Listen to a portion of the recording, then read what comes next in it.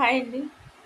నువ్వు ఎవరినైతే నమ్ముతావో ఫ్రెండ్స్, నీ కష్టాల ముందు కావచ్చు, నీకు ఒకవేళ మనశ్శాంతి లేకపోవచ్చు, కుటుంబం లేకపోవచ్చు, ప్రేమ, నమ్మకం ఎవరైతే నీకు స్నేహితులని భావిస్తుంటావో, ఒకవేళ బంధువులని భావిస్తుంటావో, ఎవరైతే నీకు అతి సమీపంగా ఉంటారో, వాళ్ళే ఒకరోజు నిన్ను దిగంబరినైనా చేస్తారు, ఒంటరినైనా చేస్తారు, లేదంటే నీ కుటుంబాన్ని కూలగొడతారు ఫ్రెండ్స్.